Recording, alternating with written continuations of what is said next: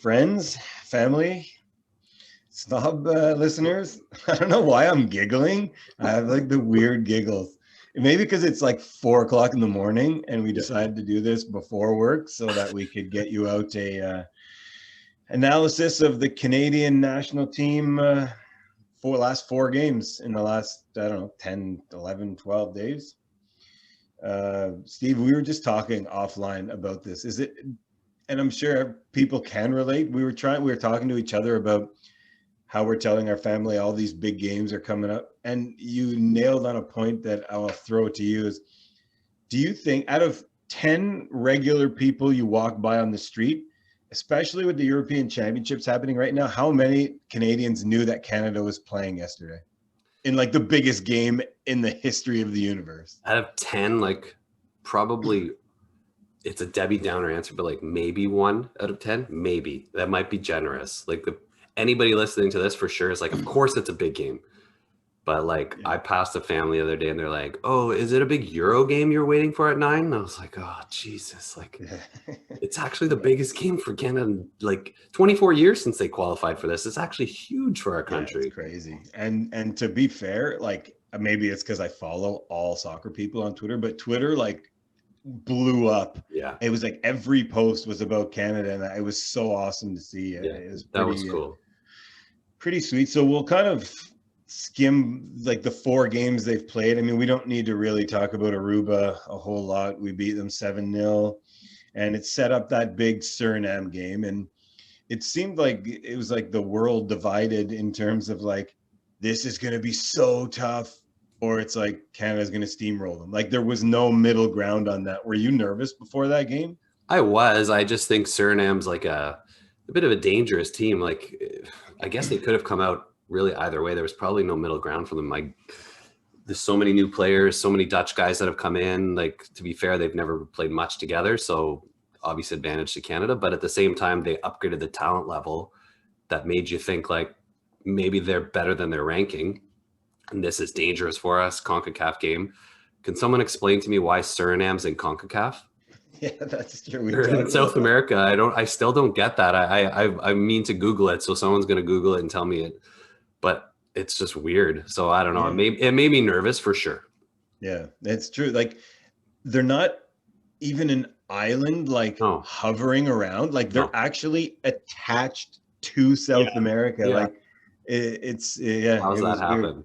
Yeah, no, but Canada in the past, we may not have got past that game, but not only did we get past it, I mean, that's a big 4-0, that's a big, big result. And so we'll jump to the Haiti game. I Yeah. mean, Haiti's a very tough team. They're very difficult to play against, as we saw in the last 2 games. But to play away in Haiti Mm-hmm. during COVID, and you're not staying in fantastic facilities. Everything was against you. The heat, everything. I find that game may have defined this group and given this team experience that's invaluable. Like how big? I mean, how big is winning away in Haiti in this world we live in, like right now?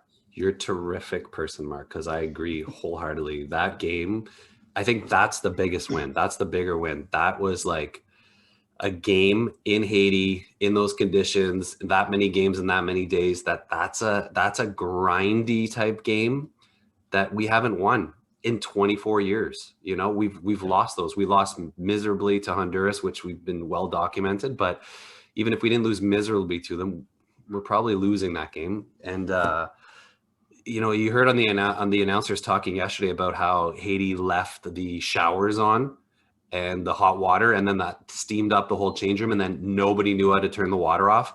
Very CONCACAF-y. Like you hear these things, but I think it happens quite a lot more in CONCACAF, and we've documented it with Stephen Hart talking about people being outside their room. David, Davies, Herdman, all outside the stadium till really late with their COVID check, not let in till last minute, just rattling preparation. And players are like sticklers for that prep. So fighting through all that is, to your point, what we've got to do in CONCACAF. You got to get through those games.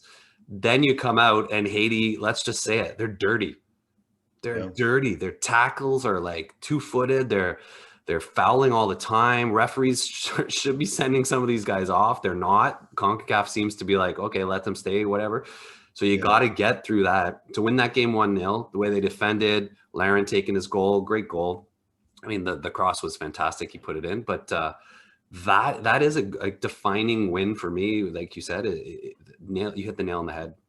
Yeah, no, it's crazy to come out of there with a 1-0 win, and then to set up this massive home game. I mean, let's talk. For me, I'm going to talk about We'll talk about some players now because we're rolling into something that's that's fresh in the games, and I have to say, I think I've said it to you to death in text, but Osorio starting all these big games when he's been out injured for a while, and frankly, he was really poor the first game that he started, and anyway, and so that was a surprise for me, especially given the form and experience in big cup games in Europe that Witherspoon's been in, and that's bothered me, and it bothered me up until the 65th minute when Witherspoon came in yesterday and literally didn't put a foot wrong, not one. Like, I was watching him like a hawk. So what do you think? I mean, Osorio's not a bad player, but it wasn't the time, was it? No, I don't think it has anything to do with if we think Osorio's good or not. Clearly he's good. He's been a massive player for TFC. He's proven at MLS level. He's Herdman's guy. I think that's the thing. He's Herdman's guy, and Herdman's showing faith in him. I understand that. I would agree with you that it's probably the wrong call, because you can still show faith in him and have a discussion with him that he's just not fit right now. And you've got a guy in form in Witherspoon who's won 2 cups in Scotland, playing that's a fantastic level, arguably better than MLS, or at least on par. So you use who's in form and who's fit for the national team, and that's the benefit of being able to pick someone from the country like anybody. So I agreed. It wasn't a great pick. I don't think he did anything wrong to mess anything up, but he also didn't do anything right or to affect the game that you would expect from him. So that would be a call I thought he got wrong. Yeah, and not to like be the Canadian downers of like, this is what happened badly. No, they were amazing. They won. I love it. I mean, but to me that was a tough one. Maybe. Yeah. Agreed. Maybe one that we could pick out, but the other, not strange one at all, because we talked about it off air as well. But it's like Corrin, who had so much hype coming into this, like, yes, he's coming for these games, and he wasn't anywhere. And you hit it to me with like great point. It's like, he's young, and this is great experience for him being around and seeing away at Haiti, like what do you think about him? I mean, he didn't feature at all, really. No, like I think we're probably like playing the hype machine, and Herdman in Canada's he's not got the hype of Davies back then, but he's got a lot, and he's quality, and he's playing at a big club in the Premiership. I think it was the right call. I think when you play those 2 Haiti games, you don't play Corrin. You've got too much experience in this team, too much depth and experience. You've got a Witherspoon on the bench, like we just talked about.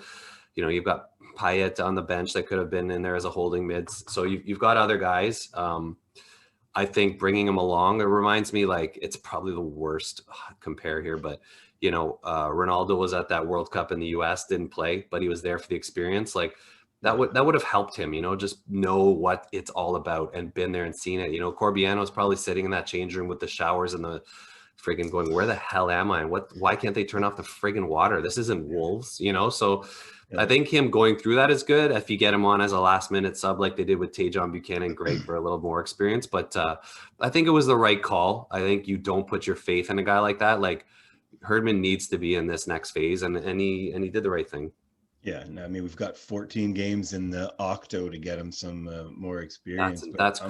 That amount of 3 games a month, that's crazy when you think about where these guys are going to be and coming from. Like, that's my new nerves, is like the amount of games we've got to get through here.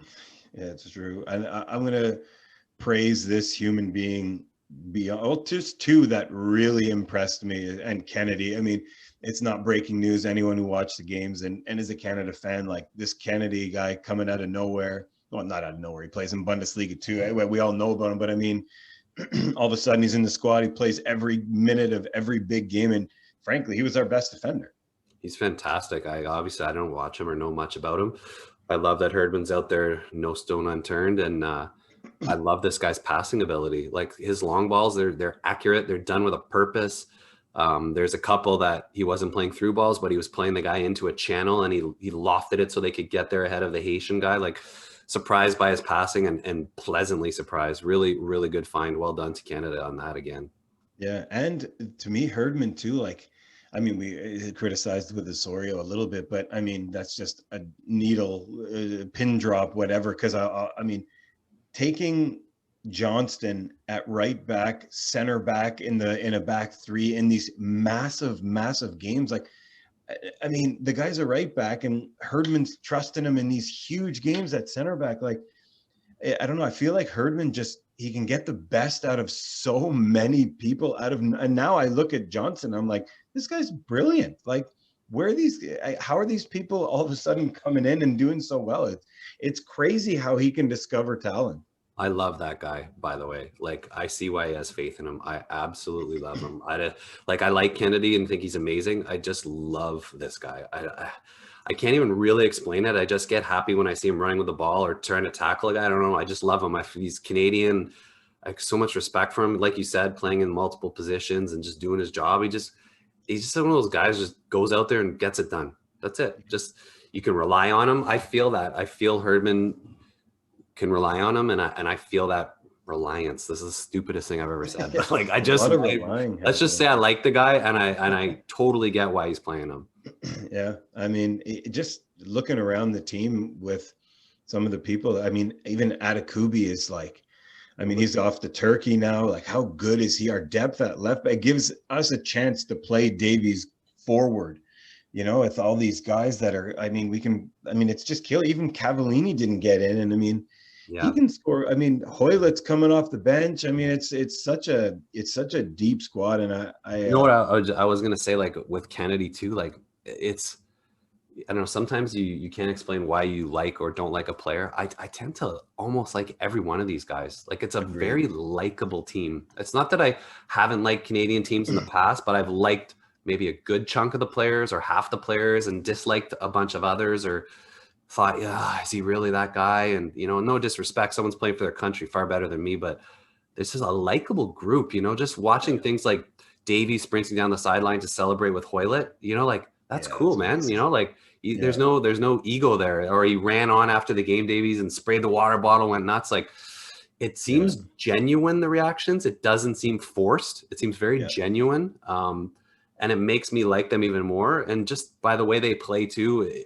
I like, you see the work ethic, you see the camaraderie. Like, it's a really, like, I don't know, like the time might be now as opposed to the next World Cup. You know, we keep saying they should be peaking for next World Cup, but who's to say Davies, David, and Laren get any better? You know, like, this might be the time. Like, you gotta go at it with the kitchen sink. Yeah, for sure. No, I agree. And I love that point because of when you see teams like each other, you like them more too. Like, you know, like it's the same when you got the Man Uniteds or Liverpools, when they're jumping each other, when you see the bench jumping all over each other when you score, you just know that something good is happening. And that's what it feels like with this team. I mean, we didn't even touch on guys like Eustachio, like, who's I've said like 30 times in the last minute, and it's really starting to bother me. But Eustachio, however you say it, he's a different level. Mark Anthony Cake, going from the U Sports to there, like, to where he is now, that dribbling down the line, I wanted to just melt into butter. Like, it was so different level. I can't deal with it anymore. I want to say two things. Mark Anthony Cake might be my new favorite player. I must have texted you. I was obnoxious texting you about him, and then he did the dribble, so it was like, it justified every text that I sent you that I shouldn't have. And that's like a silky smooth South American player style thing that you like put on highlight reels. Like, that was insane. Like, that guy is good. That guy is just good. And I want to just knock out my second point. Sorry, Mark, is how many players on this team have the ability to go one-on-one? That's the difference with this team and teams in the past. And, you know, we'll get into like a Jay type rant and saying, you know, with development and dribbling and being able to do these things, these guys are comfortable on the ball, but these guys can take people on one-on-one. Almost everybody, even Johnson playing right wing back, like it's a different type of take you on, but he'll go for it. He has the ability and the confidence to do it. And then you're bringing off Hoylett and Corbianu and Buchanan. And these are all guys that can make a difference 1v1. That's a massive difference with this squad. Yeah, that's why we're winning 1-0 away in Haiti and not grind or a 0-0 or conceding one at the end. It's nuts. And that's my point. My point was with Mark Anthony Kaye is simply don't overlook youth sports and local Canadian soccer, because he came from there. And I don't, you know, we're labeled soccer snobs, but you can't be a snob in terms of local Canadian talent, because he's like literally the poster boy of that. Now, I want to talk about Borjan, and just maybe we'll end it on Borjan's huddle talk, because I wanted to dive through the TV and be part of that so badly, but that shows his leadership, how important that guy. I know people say, "Oh, I get so nervous when he gets it at his feet." You know, a leader at the back like that is invaluable. It's funny. Like, I'll say this is when I got snobby. I was like, what's he doing? This looks like it's put on. Like, what's happening here? But the more I watched, I'm like, this is pretty legit. Like, and there was one point where they were dancing and then he stopped them to say something else and they all stopped. It wasn't like they didn't listen to him. And that I was like, oh, this guy's like, he's legit. This guy's a leader. I personally don't get too worried when it comes to his speed. I think he's fantastic. I think he's a very good keeper, good keeper. I think he's a big asset for us. But to your point, him and his leadership is massive, and it's legit. You know, he's telling all these big stars, stop, I'm going to say something, and they all stop. So that's the real deal. Yeah.